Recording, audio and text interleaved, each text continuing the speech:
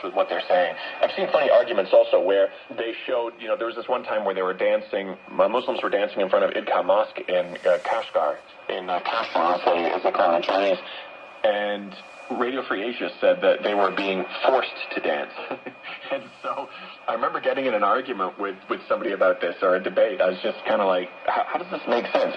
He says, and this person who I was debating with, Christopher Rihaj, or whatever his name was, he was like, because he had been there, whatever it was, 15 years before, something like that. I said, when you were there, they were dancing in front of the mosque. Like, yeah, before the cultural genocide, they were dancing in front of the mosque. So they're dancing in front of the mosque still now. He said, yeah, because they're being forced to dance now. I said, so what's the difference? They're still dancing. He said, well, they're coming out and they're training them and things like that for the camera. And I said, so the CCP is forcing them to dance better than they normally would anyway.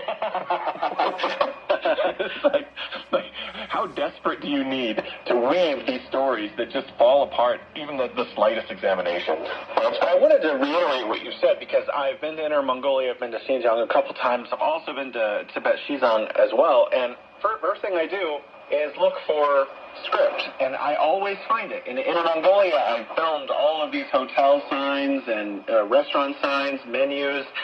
It's bilingual. You have Chinese text and Mandarin being spoken on the radio, and you also have Mongolian, and you have Mongolian script everywhere. And the same thing in Xinjiang, and the same thing in Xizang. I just remember first arriving in Tibet, and I'm like going from the airport to downtown Lhasa, and it's just every single billboard, even ones for Baijiu. It's like the advertisement is in 2 languages.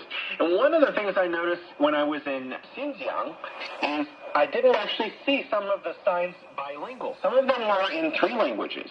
It would be in, Chinese text, and then it would be in Uyghur, and then it would be in another Arabic text. And I was like, looking around, what is this? And they said, oh, maybe that's Kazakh or something, because there's another ethnic minority in the same area, so the signs have to be in 3 languages. And it was just...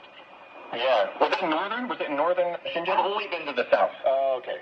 Actually, one of the things I wanted to point out also, for the people listening who haven't heard me say this before, is I went to the cotton fields of Xinjiang to look, and I spent days driving through cotton fields and stopping off and checking with people and looking at the big machines. There's no forced labor to be found anywhere, by the way. And I was there at harvest time as well, when they're actually harvesting the cotton.